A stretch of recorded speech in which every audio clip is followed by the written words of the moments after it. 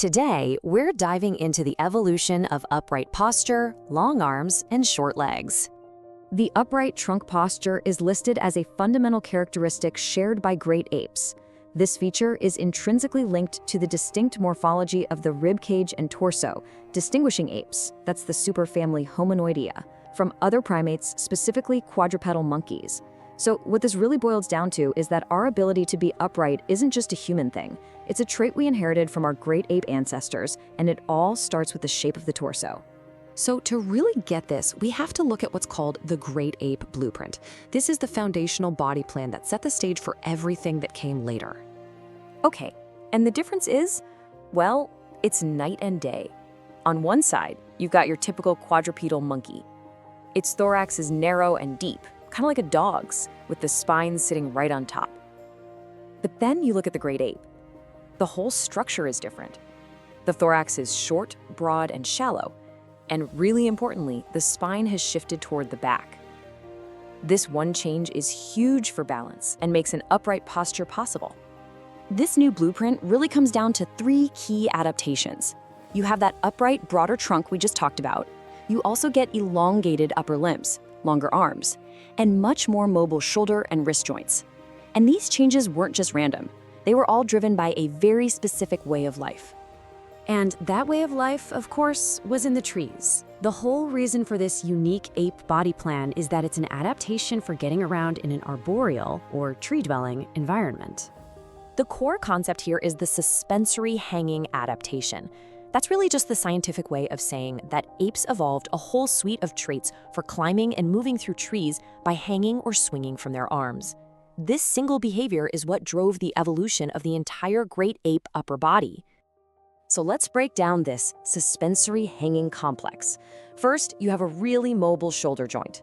Our long clavicle and a shallow shoulder blade let our arms rotate in a way other primates just can't. Second, the shoulder joint itself is angled upward, which makes reaching overhead way easier.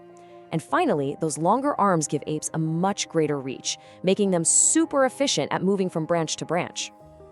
Now, saying long arms and short legs is useful, but scientists needed a way to be more precise. And to do that, they developed a really clever tool for quantifying these limb proportions. It's called the intermembral index, or IMI for short. And it's actually a pretty simple ratio. You just take the length of the forelimbs, divide that by the length of the hind limbs, and multiply the whole thing by 100. And this one number can tell you an incredible amount about how an animal gets around. Here's how to read the scores. If the IMI is around 100, it means the arms and legs are about the same length. That's perfect for walking on all fours, or quadrupedalism. If the score is over 100, the arms are longer than the legs, a clear sign of a tree swinger. And if the score is under 100, the legs are longer than the arms, which is the signature of a biped, someone who walks on two legs, like us. Okay, so now that we have this tool, the IMI, we can actually trace the story through time. We can look at the hominin line, our ancestors, and see exactly how that original ape body plan was tweaked and modified over millions of years. Our first major stop on this journey is with a really important fossil known as Ardipithecus ramidus.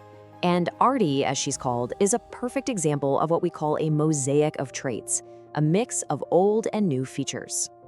So Ardi, who lived about 4.4 million years ago, still had that high intramembral index, long arms, short legs. She had a grasping big toe, perfect for climbing, and her upper pelvis was also built for climbing.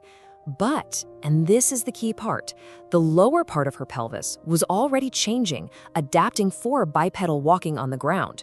She was clearly an animal living in two worlds at once. All right, moving forward in time, we get to Australopithecus afarensis. This is the species of the famous fossil Lucy. And with Lucy, we see that ancestral ape blueprint is still very much present, especially in her upper body. Even though Lucy's species was walking around on two legs, her upper body was still telling that story of a life in the trees. She still had long arms relative to her legs, those upward-facing shoulder joints, curved finger bones for gripping branches, and that classic cone-shaped ape thorax. The old blueprint was hanging on. And this comparison just makes the final shift so clear. On the one side, you've got Australopithecus, high IMI, long arms for climbing, and that conical thorax.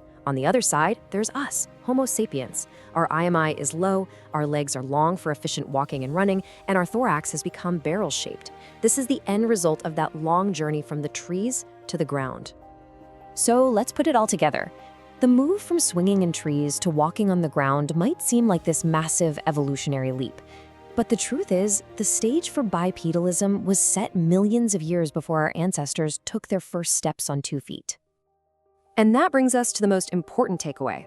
The ape body plan, which evolved for an upright life hanging in the trees, was the crucial pre-adaptation for human walking.